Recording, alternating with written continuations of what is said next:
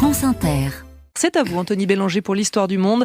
Vous nous emmenez dans une presqu'île du sud-ouest de la Namibie. Oui, Shark Island, qui malgré son nom est un endroit aujourd'hui idyllique, avec son camping, ses hôtels de bord de mer et son port toujours animé. C'est un spot touristique très prisé. Depuis longtemps, ce n'est plus une île, d'ailleurs, c'est une bande de terre, parce qu'une bande de terre y a été ajoutée pour la relier au continent.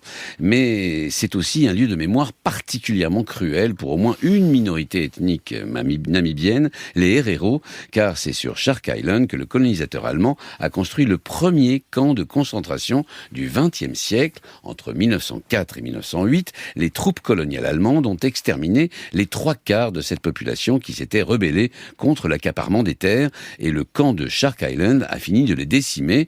On jetait les morts décharnés et dénutris aux requins. Et pourquoi nous en parler aujourd'hui ? Eh bien parce que les autorités namibiennes ont décidé d'en agrandir le port afin de permettre le développement de l'exportation d'hydrogène vert.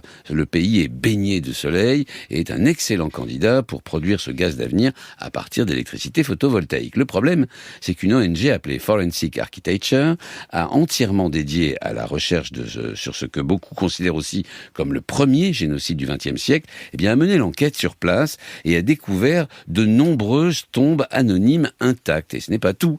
L'association assure qu'autour du port, en mer donc, en menant des fouilles, on retrouverait les restes des Herero jetés aux requins, sans compter les sites d'exécution, de torture, de travail forcé, des lieux d'emprisonnement qu'on devine encore sur Terre.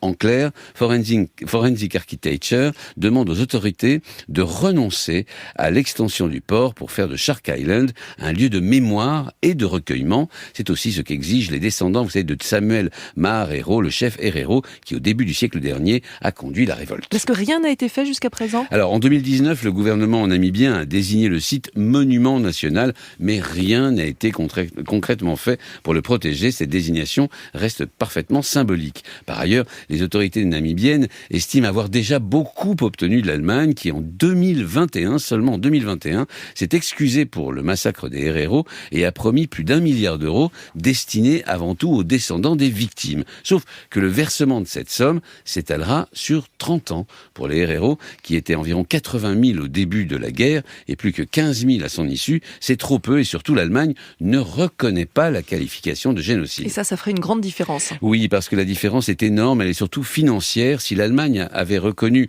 le caractère génocidaire du massacre des Herero, il aurait fallu qu'elle verse des réparations, au même titre que celles versées par Berlin après l'accord de 52 à Israël. Selon les chiffres du gouvernement allemand, Berlin a payé en réparation de la destruction des Juifs d'Europe par les nazis un total de 82 milliards d'euros. C'est ce traitement que les Herero réclament de l'Allemagne, de la même façon qu'ils voudraient au moins obtenir de leur propre gouvernement l'inviolabilité de Shark Island.